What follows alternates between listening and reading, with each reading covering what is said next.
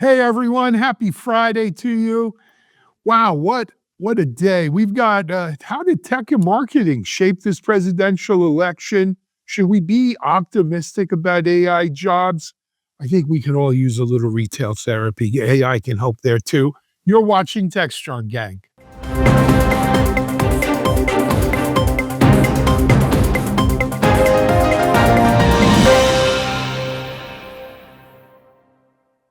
Hi everyone, it's Alan Schimmel. Thank God it's Friday. I needed this week, man. Um, we've got a great Techstrong gang show for you today. We're gonna, continuing this week's theme around the election and stuff. We're gonna talk about how tech and marketing shaped the presidential election, besides the oodles and oodles of money that they contributed to the various candidates. We're also going to talk a little bit about AI job optimism and retail therapy in the age of AI. It sounds like a great one. Let me tell you who we've got lined up to talk to us today. Got a balanced show here. He's back home, sitting in his catbird seat, watching over Silicon Valley with decent connectivity even. It's our Oh, come on, man. Hey, I know, Alan. Hey, gang. Good to be here. I was suffering from some hotel Wi-Fi Well, John, gremlins and sometimes you post-election gotta pay blues. for the premium connectivity. I know I'm a You cheapskate. could have expected it. I know. We can expense it, but I had the gremlins and I also had some post-election blues in San Diego on Wednesday. But I'm back in Silicon Valley, and I'm very happy to be here and ready to go. Good for you. It's great to have you, and great to have you back home, John. Joining John out in the Bay Area, Valley area, it's our marketing leader extraordinaire, Lisa Martin. Hey, Lisa, how are you? Hey, Al, I'm doing well. Excited to dig into these topics today. A little nervous, but excited at the same time. Yeah, it's okay to be a little nervous. It's great to have you. Also joining us from Austin, where she looks like she has her full Thanksgiving thing going on back there. It is, I got to get this right. And Aloha. Ahola. Aloha. It's aloha backwards. Yes, ahola. What? Yes. It's okay, Ann. I still have another month to just take this year as a practice. It's all right. It's not like I haven't heard it before. Don't worry. Okay. Well, great. We love having you here, Ann. It's good to see you again. And then Thank you so much. joining us, looks like he might be in a different room there today, or maybe he just he pivoted his camera around. Our Chief Content Officer, Mike Vizard. That's all we got to do on content is pivot all the time. So yeah, I just moved it around. He's a pivoter. All right. Great to have you all with us. Let's jump into A block, which is, still continuing this election theme. Tech and marketing certainly shaped the presidential election this year. The amount of money spent on social media, the amount of money spent, period. But the kinds of social media, how people perceived it, how effective was it? Mike, why don't you set the table here?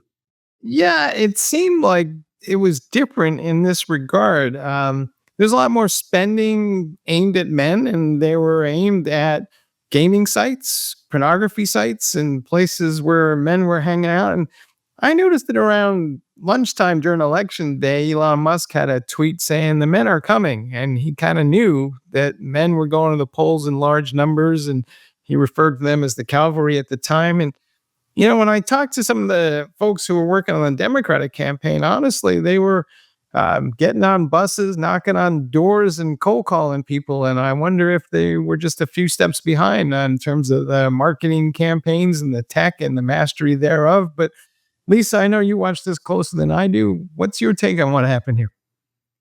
I always default to marketing 101. Messages need to resonate. They need to invoke emotion. There's a lot of data that shows that ads that evoke emotion are much more profitable. I think we can safely say that there was a lot of emotion on both sides, but I think ultimately what marketing 101 would say is don't dive into too much detail. Simple messages resonate well. I've also heard this dubbed as the podcast election. And when I was paying attention to mainstream media on Tuesday night, going back and forth between different legacy media networks, wanting to understand how they were presenting what the real-time data was. It was so fascinating to see that real-time data. But what we were seeing was that people have been flocking to podcasts for a long time. But I think there is a sense of intimacy and privacy with podcasts that both sides did. Different podcasts, obviously, meeting their constituents where they want to be met. But I think ultimately the emotion was there. I don't know, what marketers and CMOs can learn from this. I think ultimately is default to marketing 101. One of my favorite adult time beverages is Tito's, and Tito's markets itself as the vodka for dog people. They didn't need to insult cat people in order to do that. And so I think marketers need to play that even field, keep messages simple, resonate, but also at the same time evolve. And I think we're seeing that pivot away from legacy media to new media, to podcasts and things like that, where more people are, and they have that sense of privacy and their information isn't being shared. And I think that's why the podcast election was potentially as impactful as we're seeing unfold this week. I think you're absolutely dead on, Lisa. What this was basically a social media campaign, especially for Trump. I talked to my wife, full disclosure, my wife and my daughter were those people who went to another state to help the Harris campaign, full disclosure. I talked to my son, who I saw in San Diego a couple nights ago, and he told me that he thought it was all the other way around. He thought that Joe Rogan, podcasts, X, it still has a huge amount of influence. Charlie Kirk, some of these people that I know nothing about. Trump was spending a lot of time talking to them on their podcast. Logan Paul's another one. Meanwhile, people were obsessed with his crowd sizes and Harris's crowd sizes, et cetera, through the traditional old media, which is antiquated. The Republicans, and it pains me to say this, are so far ahead of the Democrats in terms of using social media to get their message out to who they really want to bring to the polls. And that was something that was largely missed by the mainstream press. There was some coverage of it, but I can't underscore. My son was saying, if Harris had gone to Austin to talk to Rogan, it could have made somewhat of a difference. But the whole idea and the whole approach of the Trump campaign, is painful again, is it for me to admit, was far ahead in terms of the use of social media, in terms of marketing and messaging. So I got a couple of thoughts. I'm surprised. Mike, how do you know they were advertising on porn sites? I read it in Forbes.com. Sure you did. Sure you.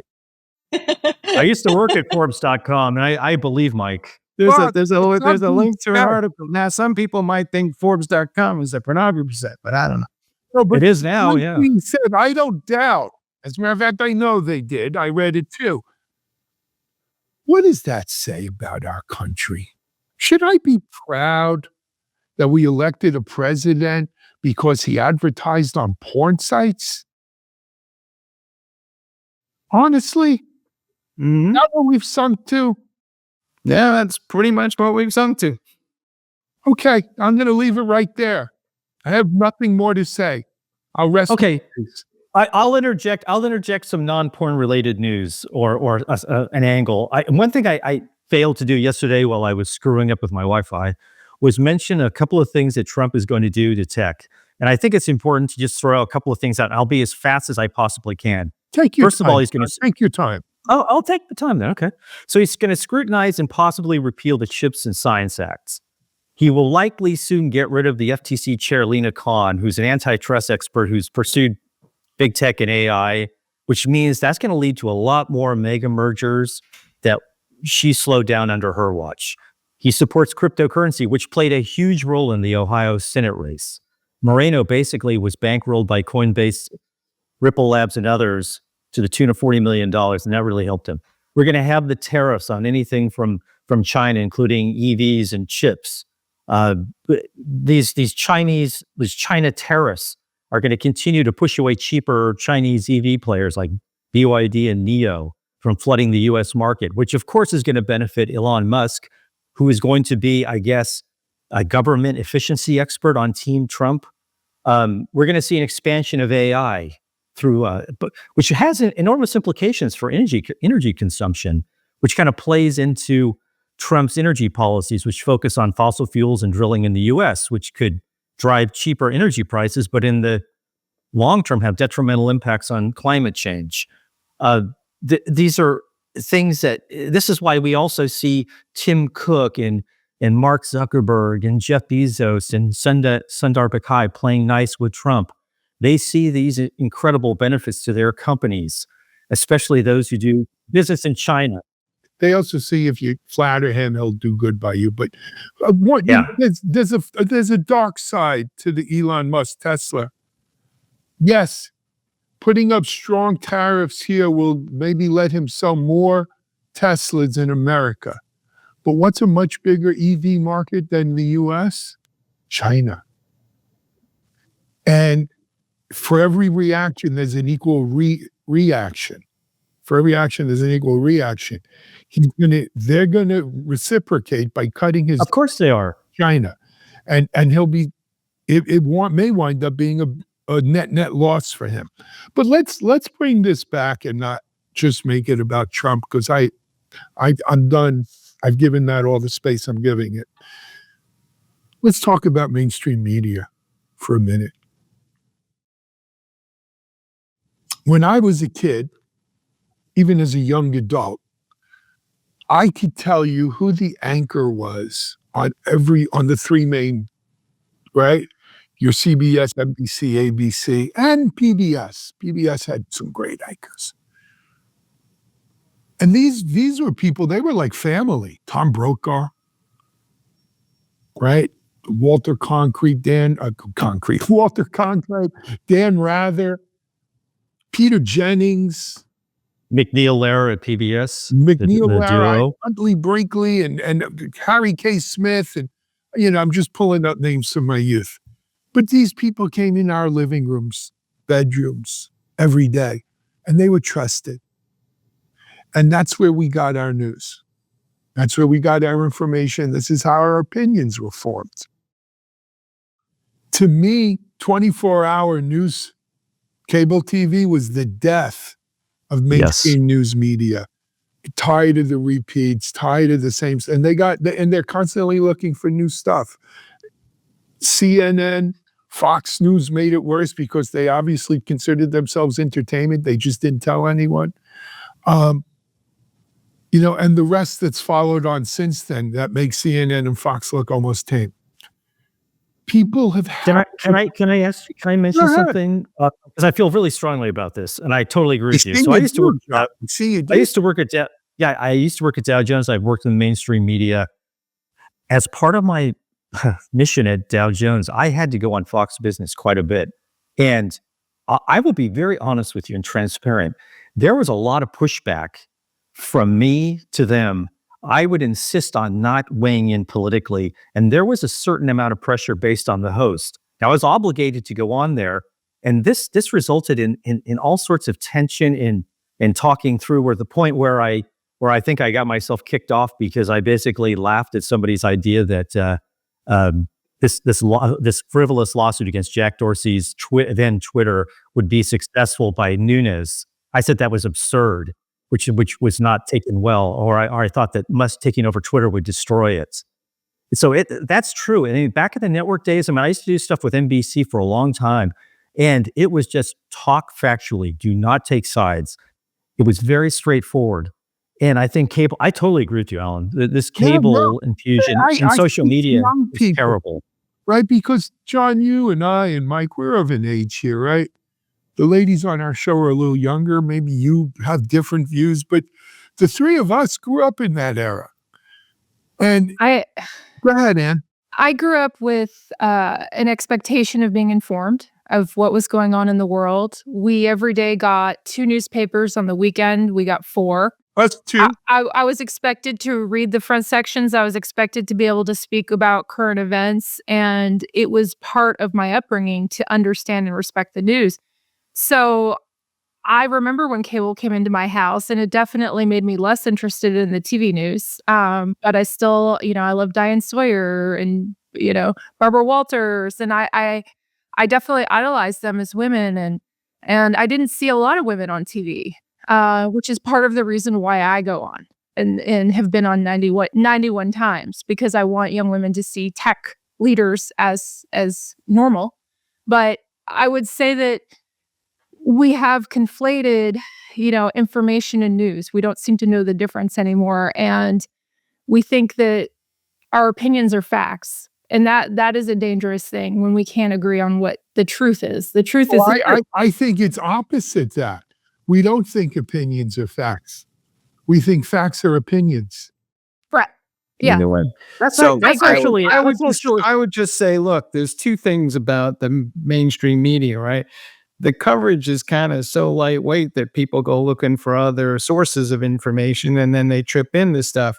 And I'll give you two examples. One is, the way they report polling data, they don't emphasize the fact that this stuff is, going to be really off by 4 or 5% and that the science itself isn't exactly precise.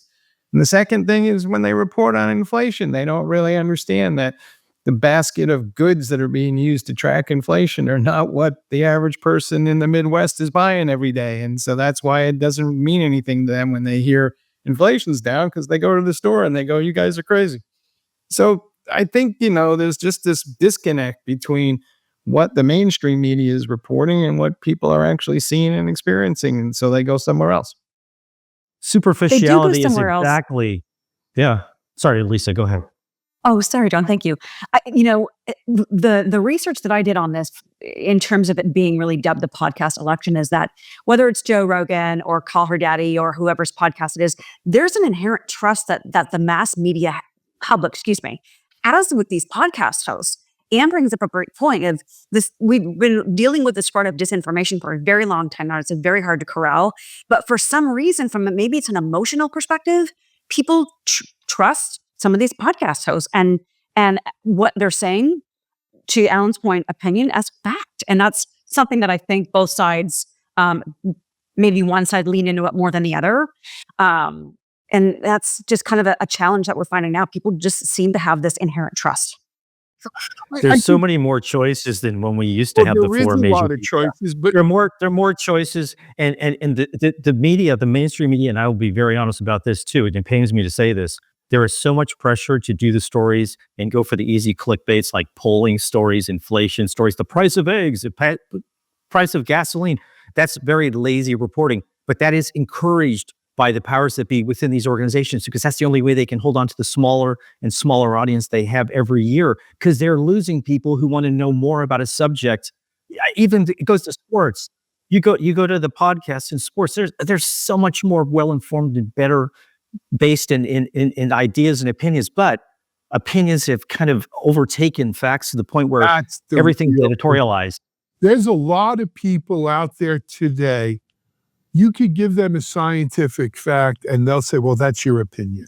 Climate change is real. Well, that's your opinion. Here's all the data that shows it. That I have a different opinion. The truth is not fungible. Yeah, people think the truth is fungible. I think the world is flat. But facts are facts. And that is something sorely lacking. And I think our media today plays into that. But I speak to my kids. My oldest is 25, the youngest 23. I speak to them and their friends. Where did they get their news? They don't watch ABC, NBC, CBS, that's for sure, or PBS for that matter. They don't watch the BBC. I love watching the BBC News. They don't watch CNN, Fox, or any of the seven dwarves behind them, right? They watch on TikTok and YouTube, and what they watch is not even the Joe Rogans or those, mega influencers. The kids, they like to watch, like, it's just some woman or guy who's close to their age who may be, in New York, and they're filming what's going on, and they just report it. There's no opinion. There's no slant.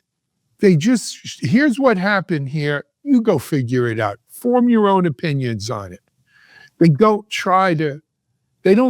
Kids today don't like to get opinions forced down their throat, even if you try to be kind of slick about it, because the more slick you are, the more they kind of gag on it. And I think that's where we're headed.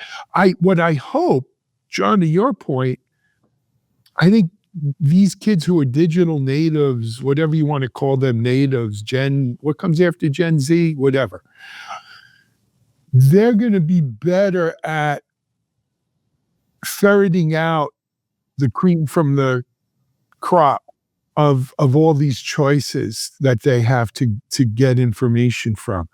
I think for the most part, we're terrible at it. Yeah. I'll just tell, it's just one more thing I'll throw out was I used to work at the San Francisco Chronicle a long time ago. When I worked there, the circulation was about in the 400,000 range. I understand now it's about 30,000. So people don't read, but the things that we grew up reading, but they're reading different things, as you said, Alan. And then I think in a certain sense, don't read. Let's be clear. They don't read, but they see, they view or consume things. Right.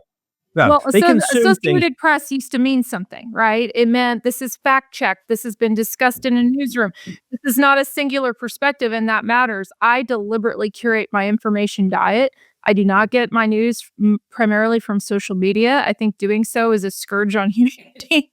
I think you have to fact check. You have to look at different sources. I watch the morning news, not the evening news, because I need the day to process anything bad. I learned that in COVID, but I change the networks that I watch. I change them because I don't want to get inherent in the bias, right? I look at news that's international. I love the BBC as well because you need to curate your information diet. People are just accepting what is handed to them, and that is not good. Well, that's the tribalism, right? The reinforcing of the echo chamber.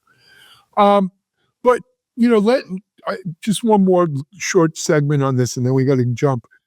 What does this mean for marketers? What does it mean for marketers? Lisa, what do you think? Well, it brings me back to when Mike pointed out, some of the locations where Trump advertising was popping up. And if we think of porn sites, it's marketing 101. It's you go where your audience is and you have to evolve and pivot. As weird as that sounds, it's true. And it's what people do to be successful.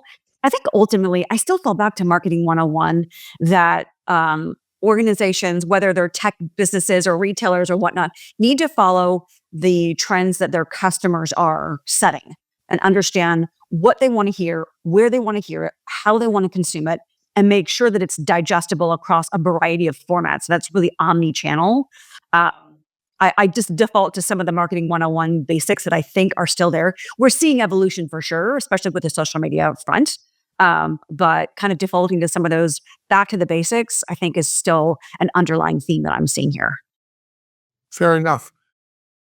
I think just to quickly add, I would say you got to meet people where they are. Even And at the porn site. give them what they want in a way they understand. That's the whole porn business right there. Exactly. Yes. No, what I was They've telling always you. been Okay. they've always been the pioneers in tech use anyway. They're always ahead of everyone else. I would take a different slant on it, right? I would say that there are places where the people you might want to vote, if you're a Democrat, are not on. And I don't think those people are on porn sites per se. And a lot of them may not even Wait be. a second. Right, hold on. Let me finish the thought before you jump in here. Here's the thing. There is no place for these people to go right now. It doesn't seem like they have any centralized place that they're all hanging out. So maybe somebody needs to go build that for them before.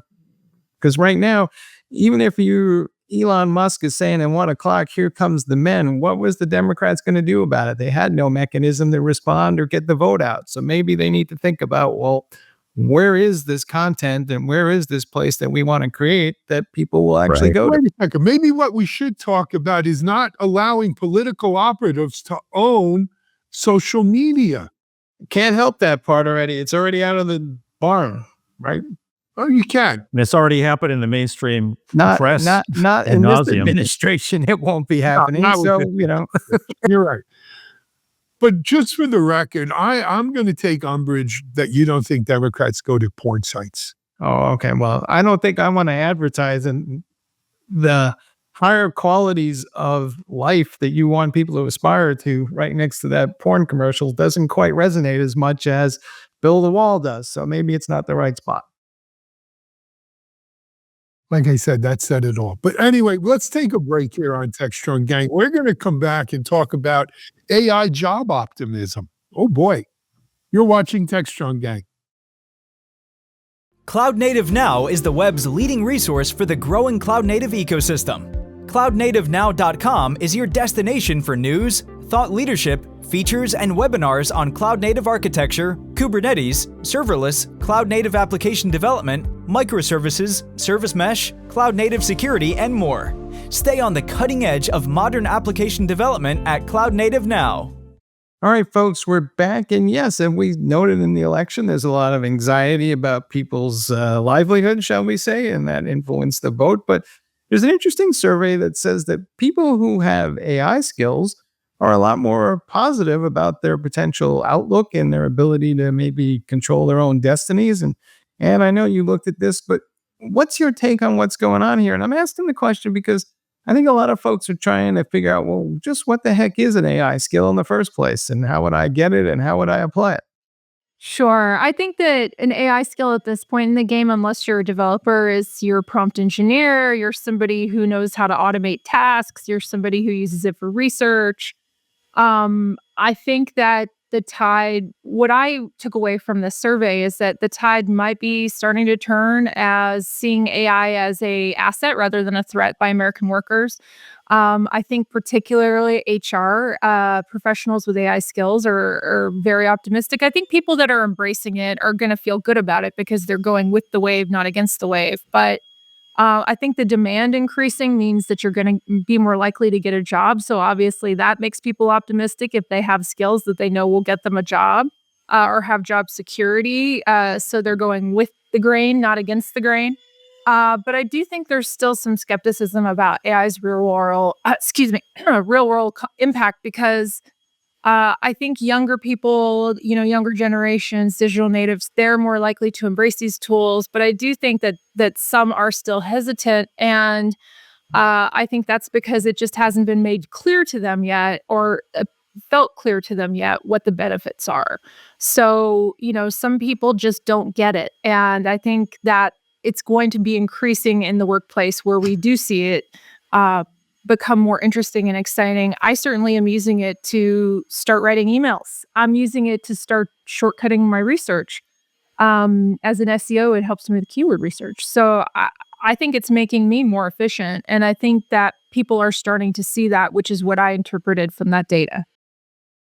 Piggybacking off of what Ann said, it was interesting in the survey, and I think Mike and I have written a bunch of these stories, but this one in particular from the DICE study found that 82% of HR professionals anticipate demand for AI professionals to increase in the next 6 months, and nearly 3 out of 4 tech professionals expect to change jobs in the next year because there's going to be more demand for them versus the rest of the general tech professionals where it's a much smaller number.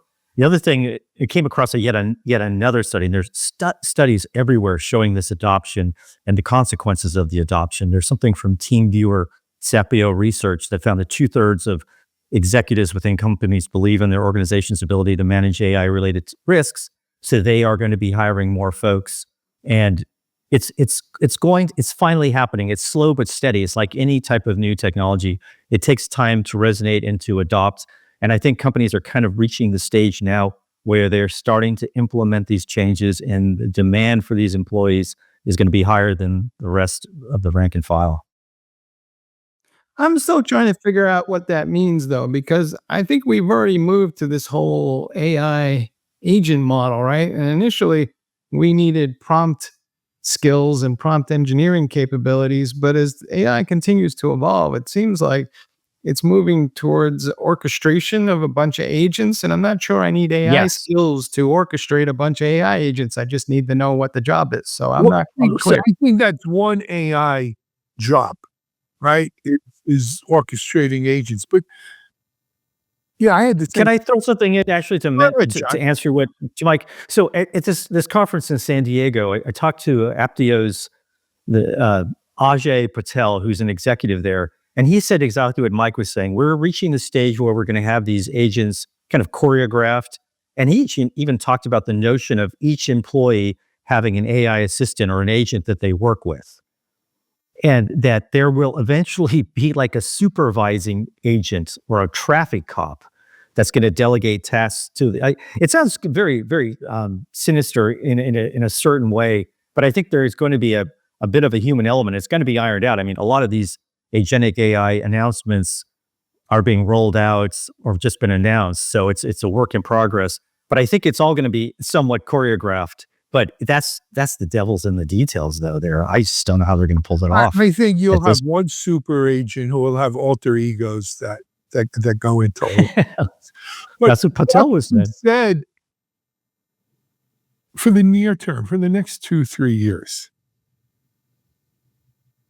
I don't know if we have an AI professional, but I would say people like Ann who are leveraging AI in their everyday tasks, and as a result are being more efficient, better at it, are going to be more in demand and have more opportunity than people who, and I know some of these people who refuse to get on board here.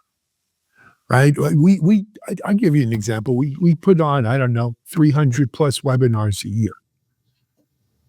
Every webinar gets written by someone from Mike's editorial team. It gets looked at and proofread and edited and sent back. And it's a constant struggle because at 300, you do the math, right? We're doing one a day, basically, at least, if not more. So when they come to me and say, hey, no one's able to come up with an abstract for this particular webinar. I say, okay, well, who's on it? What's the title? I take all that. I go into my handy dandy AI and say, write me a webinar abstract. I take it, I put a little Alan to it, and I send it in. Everyone says, oh, you did this really quick. I said, yeah, no problem. If you're not doing that, shame on you. Because if we're going to send, I don't want AI writing my webinar abstracts like I'm writing the next book of the Bible. It's just there's some great marketing use cases that, Alan, to your point, and Ann's as well, that we're seeing. And that's the rise of marketing AI councils. On my podcast, Marketing Art and Science, I spoke recently with two of them. Laura Heisman, who was the CMO at VMware before the Broadcom acquisition, who's now the CMO at Dynatrace, and Lynn Lucas, who's the CMO at Pure Storage. Both of them talked about how they're leaning into generative AI for some great use cases. And you talked about the productivity. I do the same thing. I just rewrote my bio yesterday, and I asked it to take what I had written and shorten it. And it was brilliant. And I had it in seconds. But what we're seeing is like AI-powered content creation and personalization. But what I'm also seeing from the CMO's team's perspective is it's the team saying, hey, we've got this great idea for use cases, predictive analytics, customer segmentation. And so these marketing AI councils are becoming very much in demand. And there's a growing list of use cases that CMOs are going, wow, my teams want to lean into this, and they're seeing efficiencies. They're seeing the ability to contribute to, faster, better lead generation that impacts revenue. So it's an exciting time, I think, from a marketing perspective to lean into generative AI, and I'm seeing that across the board. Yeah. Can I add a note of skepticism, because I feel I need to. Well, if you read through some of these polls, they also find that a significant number of employees acknowledge that the AI-related projects at their companies were basically undertaken to show shareholders the company is doing something with AI. The number was like 36%. So I don't think it's all, there's some of it is just for show, really, to keep people off their backs, especially investors. So I was going to mention that. That's a good point, John. But also, I mean, we all go to so many tech conferences where AI is in the title of everything. And this kind of fear factor has been coming from CEOs going, if you're not leaning into AI, this has been the last few years, you're too late. Right. So I think there is, John, to your point, that's a great point that the data demonstrate. There's that kind of baseline of we have to show them we're playing in this, we're making some impact there. But I do see a lot of optimism on the marketing side. So yeah, I agree. I agree that. I just look at the math a little bit from time to time, and I get Alan's point and totally agree. We can make all this content faster and better, but to what end? Are we going to have 600 webinars because we don't have that many more people? I hope so, Mike. I hope so. From your mouth. It's good for business, Mike. Come Absolutely. Every one of those webinars is. I've got an announcement to make, though. Got an announcement.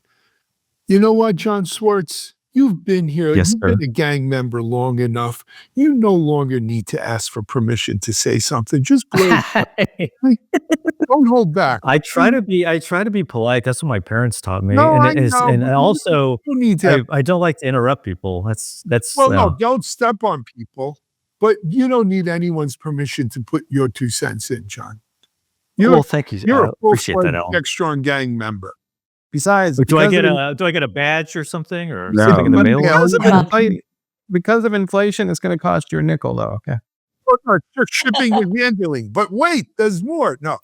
Um, Oh, I'm going to go over into my handy dandy AI and ask it to design a badge for you, and I'll get it over to you. I would greatly prize that. Yes, Well, I think we're going to show that next time you're on, John. Bring it up and show I'll wear it. it home. Yeah. Okay. So that's it on AI job optimism. Do we want to move over now to our next? We'll take a quick break and come back. I think it's been a tough couple weeks, guys. We've all been under the gun. I'll be honest with you, I've been doing a little retail therapy the last 2 days.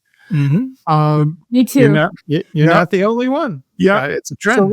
let's talk about how, again, our friend AI has put its mark on retail therapy as well. You're watching Techstrong, gang. DevOps.com is the #1 online destination for DevOps education and community building. DevOps.com covers all aspects of DevOps, including DevOps best practices and tools, DevOps culture, DevSecOps, business impact, continuous testing, continuous delivery, and more. DevOps.com has the largest collection of original DevOps content, featuring breaking news, blog posts, podcasts, and more. Visit www.devops.com to learn more. DevOps.com, where the world meets DevOps. All right. And you would be surprised, but there was a correlation apparently between election results and increases in retail sales. It's not scientifically proven, but a lot of people have been going shopping lately just to maybe take some things off their minds, as it were. John, you have a story, though, that says that shopping experience is going to be different soon, right? Yes, it's going to be more interesting and probably a lot more creepy. And I have to admit that first off. So without undercutting this company, it's called Wavy Analytics. And I talked to the CEO, but he's now the chief product officer. He just changed titles like 2 days ago.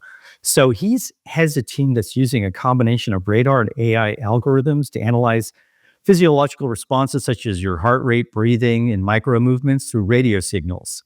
And the idea is they are going to analyze your responses in a store at a retail outlet. They're doing this already with a shoe company through a kind of a trained neural network to evaluate your emotional states and convert them into scores.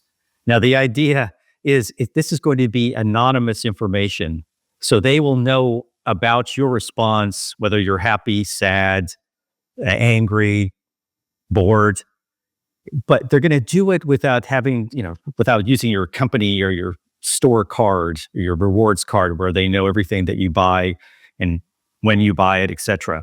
So the general idea, according to Alex, who's the chief product officer, is they've been studying the human brain. It's determined that most of our decisions are made subconsciously, obviously, and that in stores it's often done in front of a shelf, and you have different reactions based on things like lighting, the time of day, the type of day you had. Say after the election, you decide I'm going to go on a buying binge to ease my pain, whatever.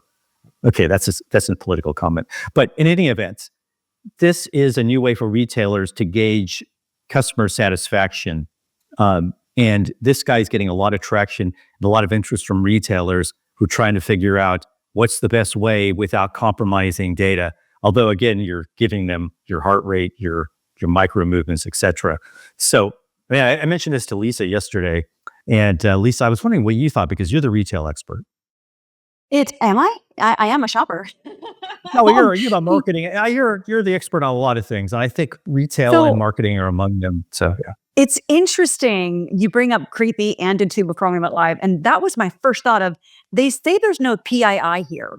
How did they demonstrate that? And when I looked at the website, I was looking for customer stories. I wanted to see where is this actually being used so I can see what was the traditional CSAT score based on the traditional rewards card where they have all your information, your buying history, your name, etc., versus what Wavy is able to do by evaluating physiological responses. I think it's interesting. I'd love to see more proof in the pudding, but we're seeing this evolution from the traditional physical card to something that's more digital. Something that impressed me more, though, John, in your article was some of the other use cases. The retail use case is obvious. I think that we all would want to have that real-time feedback. If I'm looking for something, I can't find it, if the colors are wrong or if the price is this or that, it would be interesting to see, does someone come over to me and bring that personalization touch in, but also the healthcare use cases, the smart homes to adjust lighting based on emotional states, et cetera. I just want to understand more how it works so that PII is preserved. Did they say anything that's a more? good. That's a, I had the that's a same. so, I had the same can I, thought. let me answer Lisa's question first, because I think that's important. So I was pressing Wavy about their customers, and I said, "So who are they? How can I talk to them?" They are testing with one company in particular they named called Lenskart, which is a eyewear e-commerce company. And you're right, Lisa. I'm trying to get more of an idea of I want to wonder what the customer's reaction is to finding out about this, because they don't know. They don't know what's going on in the store. They're doing And this there's one thing. without a customer knowing, so then it has to be anonymized. It has to be some sort of full disclosure, right? So, and to me, it's this is a story that bears like a follow-up. And I sorry, Anne, for interrupting, by the way, but this is what's interesting to me. Is like I would. You're just giving a feel as pass, John. You're comfortable. just giving a pass. We just got to pass. Yeah. Click an R and click the R. Yeah, but go ahead, Anne. Well, I'm skeptical of this. Yeah, the anonymity part of it is a red line for me. Also, how do you not do this with facial recognition? Facial recognition is the biometric data that seems the most obvious in terms of sentiment. The human face is very expressive. Your eyes, heart rate can indicate that you're very like inactive, and just the act of shopping in a mall, heart rate increase can mean a lot of things. I want to understand how they're showing this biometric data. The weird thing too anonymity. Yeah. The weird thing too is like when you're in a store, sometimes, often, like at a Safeway, for instance, or almost any store, Rayleigh's, they're coffee shops. So you're drinking coffee as you're shopping. So your heart rate's going to be accelerated somewhat. You may have gotten there through traffic and you're tense. So there's a lot of these other variables that I think that play into it. You had a bad day. You just somebody called you on the phone. You got a text message that your project is late. There's all these other things that play into it. So people have high blood pressure. People have low blood pressure. I do. I don't get this part of it, though. Just because I'm pissed off doesn't mean I'm not buying something. In fact, I might buy something because I am pissed off about something. So I don't see the correlation per se. So they have to stream together different bits of data, which is what makes me very skeptical it's truly anonymous. Also, I mean, if that's up for grabs, why not the data from our phones? While we're in the same room, our phones are talking. Are they going to be harvesting that data too? Right. Right. I find it very, very hard to believe this is going to be anonymous and not involve our faces. If it doesn't involve our faces, I don't get how it's accurate, but you know what? I would love to be wrong. I would love this to be a boon for. Yeah, me too. I just, my skepticism just kept overwhelming me the more I listened to this. And remember what was that app? Remember at South by years ago where it could track your movements everywhere and know your physical location compared to someone. It was a memory hog, and this kind of reminded me of that, where you're being tracked. And if you're close to somebody, you could be spot. Yeah, it was. It wasn't Meerkat, but it was around that. No, time. that was another one. That was nuts. Yeah. They have the technology so they could track you. You're just walking by David's Bridal. And it's, right. Hey, looking for a bridal? Well, it's probably a bad example. You're walking by Lids and say, hey, we got a sale on hats. Right? It pops on your screen or something. But so here's the thing about this. I think there's two use cases here that we haven't spoken about. One is, I don't care that it's John that's happy or Lisa that's sad or Ann well, Mike's always angry. He's the head of the Angry Shoppers Guild. That doesn't do it for me because I'm not going to market specifically to Mike, Lisa, or John. But what I do want to know if I'm a retailer is my display, is my merchandise changing moods, making more happy people, making more people angry, affecting them somehow? Am I seeing a rise in body temperature, heart rate, or something once they see my thing? And based upon that, I can know if I got a good display or not, right? I think that's one use where I don't need PII even, right? And that would be a good thing. The second part of it goes, just having that information's not enough. How do I change? How do I make Mike, okay, Mike's angry. He's probably not going to want to spend the $3,000 on this TV. Can I put a little something in there that makes Mike happy? Is there a pheromone? Is there a scent? Is there something he could breathe in that, soma? And, reminds me, I don't know how many of you, I'm old. John, Mike, you might remember. You ever watch Kentucky Fried Movie? The Kentucky I did. It was like Yes. Saturday night, midnight, get stoned and go to the movies kind of movie. It's like John Landau, I think, or something was involved with that. John Landis. It was like, it was kind of Saturday Night Live before there was Saturday Night Live, right? It's a whole bunch of skits. But one of the skits is this, a guy and a gal are sitting in a movie theater, and, this is what we had sense around when we were little. But they had like an usher who would stand behind the couple, and as things were happening, he'd spray a little of this. It was raining. He put a little water on you. You really felt like you were in the movie. Are we heading for sense around, smell-o-vision? Yeah, yes. all of those. Yeah, that was actually this guy talked about the role of scent in selling. Sure. He talked about this experiment that was done in a mall involving cinnamon buns. Flour, primordial pleasant brain smell. centers. Yeah. Maybe that's pleasant smells make people more likely to buy certain things, especially food, you would think. Yeah. Or the smell of I go into a shoe store, and if I smell like the fresh shoe, I love that smell, or I love the new car smell. It's a little too much information here about fresh shoes. May I ask? No, sorry. You know what? Let's get him back to asking permission. I don't know. Yeah, okay. I'm kidding. Well, Mike Vizard, why don't you take the last word, and then I think we got to make way to the rest of Techstrong TV. I think if you see me coming for that television and suddenly there's a Yankee game on and the sound of a beer can opening, maybe I'm your guy. And the crack of a bat. Yep. Yeah. Guys, smell of peanuts and popcorn. What a great way to end a tumultuous week. Take this weekend to enjoy yourself. I hope there's nice weather wherever you are. Of course, it gets dark very early. Fodder for another show. Do we really need this? I like it dark. I like it light, darker, a light later. But anyway, have a great weekend, anyone. Gang members, thank you so much. We've got a full Techstrong TV day here for you, so stay on channel here. We'll be back Monday with another great show. For now, though, this is Alan Schimmel. Thanks for watching.